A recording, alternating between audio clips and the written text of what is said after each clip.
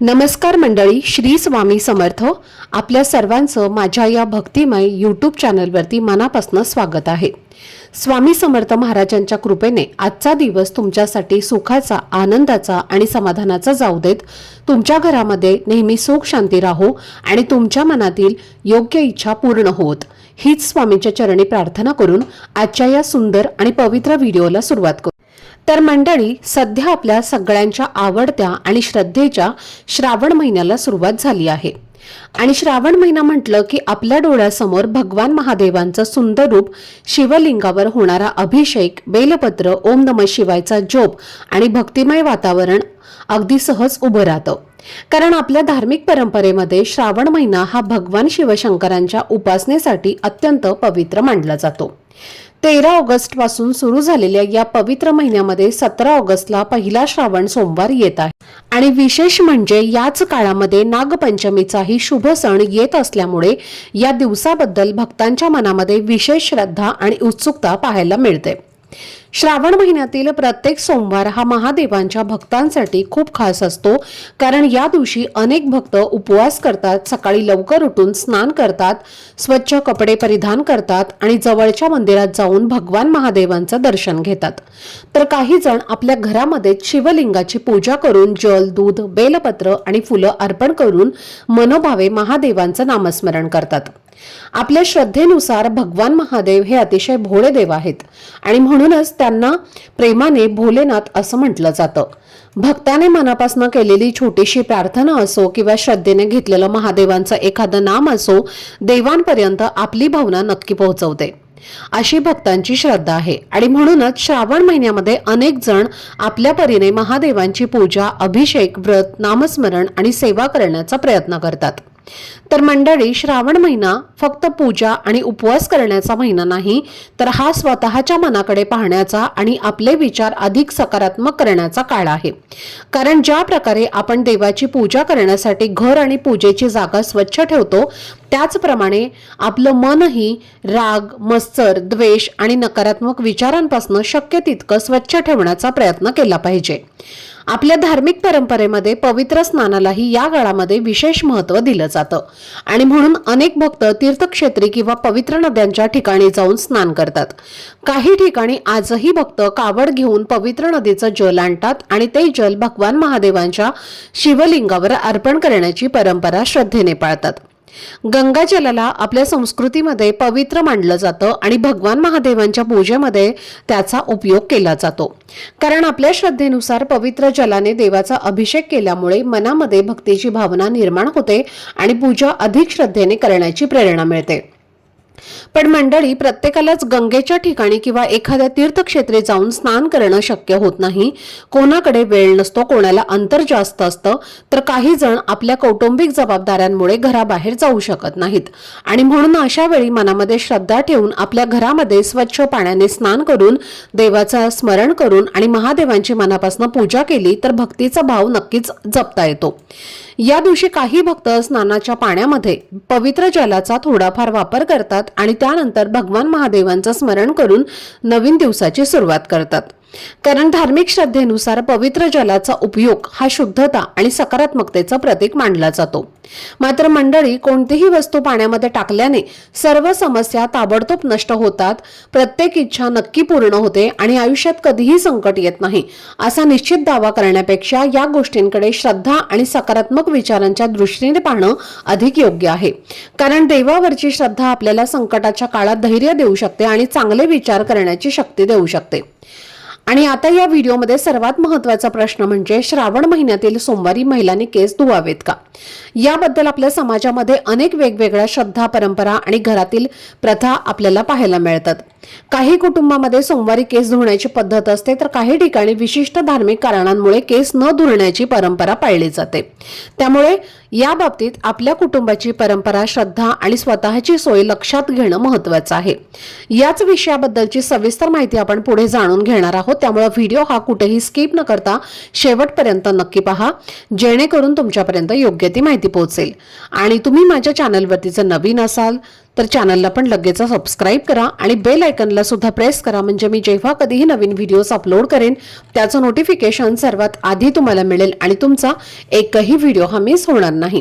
तसेच कमेंट बॉक्समध्ये ओम नमः शिवाय हा मंत्र नक्की लिहा, जेणेकरून भगवान महादेवांचा कृपा आशीर्वाद हा तुमच्यावर आणि तुमच्या कुटुंबावर सदैव राहील। तसेच व्हिडिओला एक हाईप देखील द्या।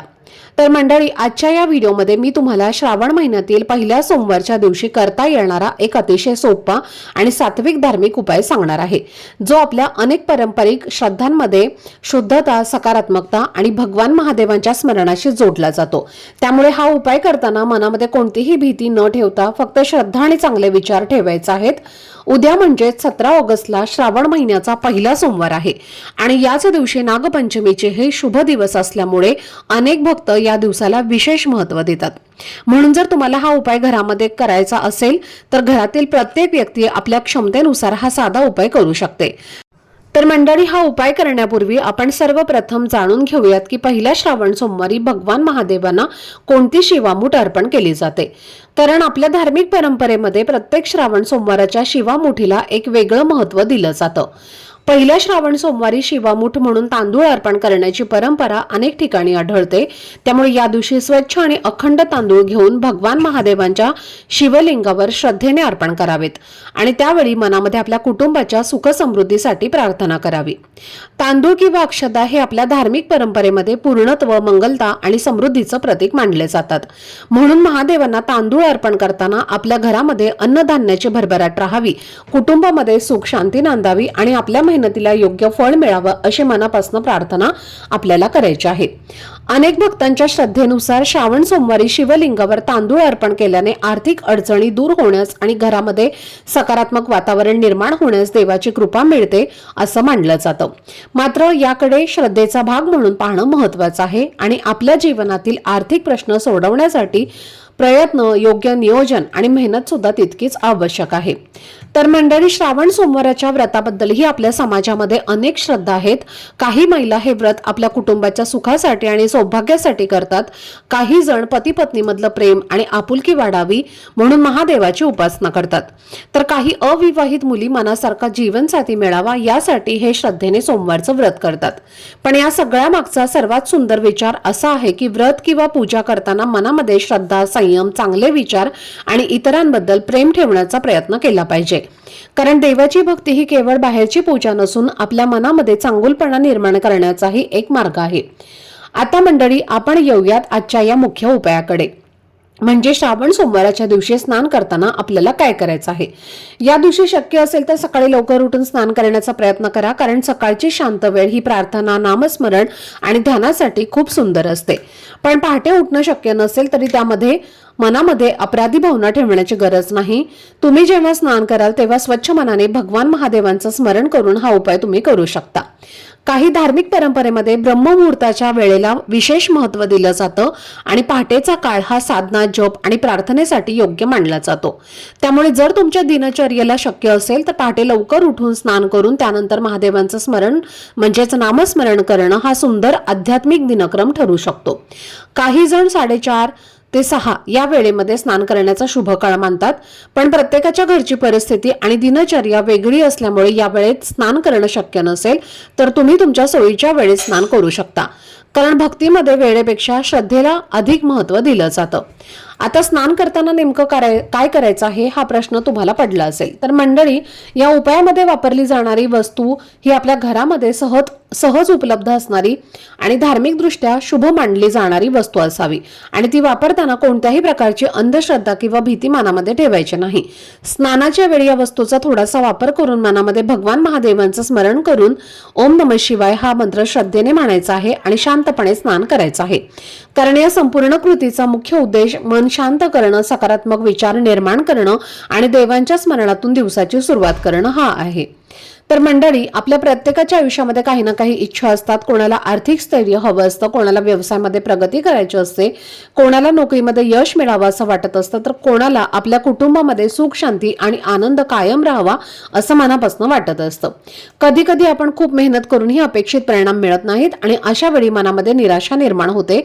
म्हणूनच अशा धार्मिक दिवसांच्या निमित्ताने काही क्षण देवाचं स्मरण करून आपल्या मनाला धीर देणं, सकारात्मक विचार करणं आणि पुन्हा नव्या उत्साहाने प्रयत्न सुरू करणं हे आपल्यासाठी नक्कीच उपयोगी ठरू शकतं. भगवान शिव, माता पार्वती, माता लक्ष्मी आणि भगवान कुबेर यांच्या कृपेने आपल्या घरामध्ये सुख, समाधान आणि समृद्धी नांदो, आपल्या मेहनतीला योग्य दिशा मिळो आणि आपल्या कुटुंबातील प्रत्येक व्यक्तीचं चांगलं आरोग्य आणि आनंद लाभो, अशी प्रार्थना या दिवशी तुम्ही करायची आहे. आणि मंडळी, जर तुमच्या आयुष्यामध्ये एखादी व्यक्ती तुमच्याशी चुकीचा वागत असेल, तुमच्या प्रगतीमध्ये अडथळे निर्माण होत असतील आणि कोणामुळे तुम्हाला मानसिक त्रास होत असेल, तर अशा वेळी त्या व्यक्तीच्या वाईटासाठी प्रार्थना करण्यापेक्षा भगवान महादेवांकडे स्वतःला योग्य मार्ग दाखवण्याची, संकटातून बाहेर पडण्याची आणि मनाला शक्ती देण्याची प्रार्थना करणं हे अधिक चांगलं आहे. कारण कोणाचं नुकसान व्हावं अशी इच्छा ठेवण्यापेक्षा आपल्या आयुष्यामध्ये शांतता यावी, नकारात्मक परिस्थिती दूर व्हावी आणि आपल्या मेहनतीच्या जोरावर पुढे जावं, हीच खरी सकारात्मक साधना आहे. त्यामुळे या श्रावण सोमवारच्या दिवशी श्रद्धेने महादेवांचं नामस्मरण करा. शिवलिंगावर तांदळाची शिवामूठ अर्पण करा. शक्य असल्यास सकाळी लवकर स्नान करा आणि आपल्या मनातील इच्छा भगवान महादेवांच्या चरणी व्यक्त करा. आता हा उपाय करण्यासाठी आपल्याला सोमवारी सकाळी लवकर उठून आंघोळीचं पाणी काढायचं आहे. शक्य असेल तर कोमट पाणी घ्या आणि त्या पाण्यामध्ये सगळ्यात महत्त्वाची आणि पहिली वस्तू टाकायची आहे ते म्हणजे गाईचं कच्चं दूध.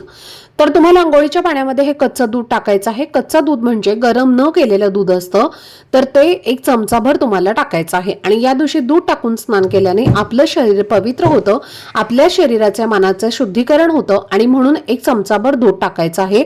आणि या दिवशी दुधाने आपण शिवलिंगावरती सुद्धा अभिषेक करत असतो आणि म्हणून जर आपण हे दूध आंघोळीच्या पाण्यामध्ये टाकलं तर याचे आपल्याला खूप जास्त सकारात्मक परिणाम बघायला मिळतात. यानंतर पुढची वस्तू आहे ते म्हणजे गंगाजल. तर पहा, गंगाजल हे तुम्हाला टाकायचं आहे. जर तुमच्याकडे एखाद्या पवित्र गंगेचं पाणी असेल तर ते सुद्धा तुम्ही गंगाजल म्हणून टाकू शकता. नसेल तर जिथे कुठे पूजा साहित्य मिळतं तिथे सुद्धा गंगाजलची बॉटल मिळते, तिथून तुम्ही आणून 1 चमचाभर गंगाजल आंघोळीच्या पाण्यामध्ये टाकायचं आहे.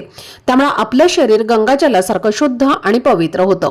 आपल्यामध्ये जी काही नकारात्मकता आहे, जे काही दोष आहेत आपल्याला लागलेले, जो काही शत्रूंचा त्रास आपल्याला होत आहे किंवा जी काही वाईट पीडा आहे तर आपल्या मागं लागलेली किंवा यासारख्या ज्या काही समस्या आहेत तर त्या दूर होतात. आणि त्यानंतर तिसरी वस्तू आहे ते म्हणजे बेलपत्र. आपल्याला सर्वांनाच माहिती आहे की भगवान महादेवांना बेलपत्र हे किती प्रिय आहे. बेलपत्राशिवाय त्यांची पूजा ही देखील पूर्ण होत नाही आणि म्हणून तुम्ही 1 बेलपत्र तुम्हाला आंघोळीच्या पाण्यामध्ये टाकायचं आहे. यामुळे भगवान महादेवांचा आशीर्वाद हा आपल्याला प्राप्त होतो. आणि त्यासोबतच 1 तुरटीचा खडा तुमच्याकडे असेल तर 1 तुरटीचा खडा आंघोळीच्या पाण्यामध्ये टाका.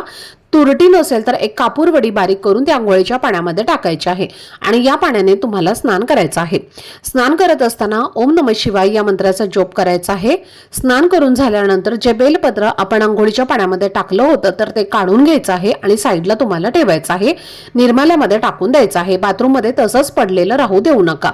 स्नान करून झाल्यानंतर आपल्या देवघरातल्या देवांची पूजा अर्चा करून घ्यायची आहे. धूपदीप अगरबत्ती लावून घरातील वातावरण प्रसन्न करायचं आहे. देवघरामध्ये शिवलिंग असेल तर शिवलिंगावरती अभिषेक करा. कच्च्या दुधाने किंवा पंचामृताने किंवा दह्याने करा. जसा होईल तसा अभिषेक तुम्हाला करायचा आहे. आणि त्यानंतर तुम्हाला शिवलिंगावरती भस्म सुद्धा लावायचं आहे. शिवलिंगावरती बेलपत्र, पांढरी फुलं, शमीचं पान तुम्हाला अर्पण करायचं आहे आणि भस्म स्वतःच्या कपाळावरती सुद्धा लावायचा आहे. हा जो भस्म आहे तर तो आपलं संरक्षण करत असतो. अकाली मृत्यूपासून आपलं संरक्षण होतं किंवा कुठलेही वाईट संकट जे आहे तर ते आपल्यावरती येत नाही. आणि म्हणून तुम्ही पाहिलं असेल की बऱ्याच जणांच्या कपाळावरती अष्टगंध हा लावलेला असतो किंवा भस्म हा लावलेला असतो आणि त्यामागे सुद्धा हे जे शास्त्र आहे तर ते सांगितलं जातं. उगाच असं कोणीही लावत नाही. तसेच तुमच्या घराजवळ जर एखादं महादेवाचं मंदिर असेल तर तिथे तुम्हाला आवर्जून जायचं आहे. तर पहा, घरच्यांपेक्षा मंदिरामध्ये शिवतत्व किंवा सकारात्मक लहरी या जास्त असतात आणि त्या खूप जास्त प्रमाणामध्ये या दिवशी जागृत असतात. तर तिथे जायचं आहे. जाताना तुम्हाला 1 लोटा जल घेऊन जायचं आहे. त्यामध्ये थोडंसं दूध, दही आणि तुम्हाला थोडंसं मीठ टाकायचं आहे आणि त्यासोबतच तुम्हाला 21 अखंड तांदूळ घ्यायचे आहेत आणि या 2 वस्तू घेऊन महादेवाच्या मंदिरामध्ये जायचं आहे. तिथे जाऊन शिवलिंगावरती हे जल अर्पण करायचं आहे आणि उजव्या हाताने जे 21 तांदूळ आहे तर ते तुम्हाला शिवलिंगावरती अर्पण करायचं आहे. अर्पण करण्याच्या आधी मूठ घट्ट बंद करून इच्छा व्यक्त करा आणि त्यानंतर हे तांदूळ अर्पण करायचे आहेत आणि आपली इच्छा पूर्ण होण्यासाठी प्रार्थना करायची आहे. इच्छापूर्तीसाठी हा उपाय खूप जास्त प्रभावी मानला जातो कारण या दिवशी शिवामूठ जी आहे तर ती तांदूळ असणार आहे आणि जो व्यक्ती या दिवशी भक्तिभावाने शिवलिंगावरती तांदूळ अर्पण करतो त्याच्या सर्व इच्छा पूर्ण होतात. स्त्रिया, पुरुष, मुलं, मुली कोणीही हा उपाय जो आहे तर तो करू शकतो. आता सगळ्यात महत्त्वाची गोष्ट म्हणजे या दिवशी तुम्हाला जर दुधाचे पदार्थ वर्ज करता आले तर आवर्जून तुम्ही वर्ज करा, कारण भगवान महादेवांना या दिवशी दुधाचा अभिषेक आपण करत असतो. त्यामुळे या दिवशी मानवाने दुधाचे पदार्थ सेवन करू नयेत असं आपल्या हिंदू धर्मग्रंथामध्ये सांगितलं गेलं आहे. प्रत्येक जणांना हे पाळणं शक्य होत नाही, पण जर तुम्हाला शक्य झालं तर आवर्जून तुम्ही दूध किंवा दुधापासून बनवलेले पदार्थ जे आहेत तर ते खाणं टाळा, जेणेकरून आपल्या आयुष्यामध्ये अनेक सकारात्मक बदल जे आहेत तर ते तुम्हाला होताना जाणवतील. तसेच या दिवशी शिवलिंगावरती बेलपत्र आपण अर्पण करत असतो, तर ते बेलपत्र तुम्ही सोमवारच्या दिवशी चुकून सुद्धा तोडू नका. सोमवारच्या दिवशी बेलपत्र हे कधीच तोडलं जात नाही. आदल्या दिवशी तुम्ही हे बेलपत्र तोडून ठेवायचं आहे, किंवा शिवलिंगावरती जर कोणी आधी बेलपत्र अर्पण केलं असेल तर ते उचलून तुम्ही पुन्हा धुवून पूजेमध्ये वापरू शकता, कारण हे बेलपत्र कधीच शिळं होत नाही. आणि शिवलिंगावरती बेलपत्र अर्पण करताना त्याचा देठ काढून घ्या आणि पाण्यामध्ये बुडवून म्हणजे ओलं करून ते शिवलिंगावरती अर्पण करायचं आहे. त्याचबरोबर या दिवशी स्त्रियांनी केस धुवावेत का, तर आता या दिवशी जवळपास सर्व स्त्रियांना व्रत असतं, तर सगळ्यात मोठा प्रश्न पडणारा असतो की या दिवशी केस धुवावे का. तर पारंपरिक आणि धार्मिक मान्यतेनुसार श्रावण महिन्यातील सोमवारी स्त्रियांनी केस धुणं टाळावं असं सांगितलं जातं. सोमवार हा महादेवाचा वार मानला जातो आणि या दिवशी उपवास पूजा करताना विशेष शुद्धता पाळली जाते.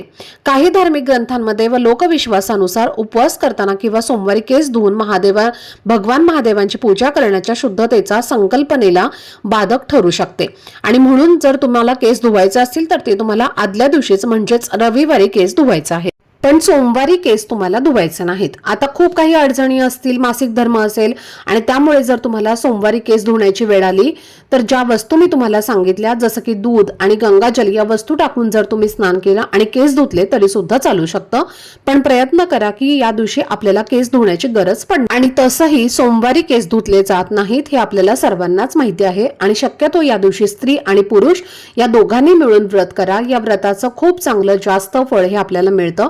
तर ही अत्यंत महत्त्वाची माहिती मला तुमच्यापर्यंत शेअर करायची होती. आजचा हा व्हिडिओ जर तुम्हाला आवडला असेल, माहितीपूर्ण वाटला असेल तर व्हिडिओला लाईक करा. चॅनलवरती नवीन असाल तर चॅनलला सबस्क्राईब करा आणि हा व्हिडिओ आपल्या मित्रपरिवारासोबत जास्तीत जास्त शेअर करा.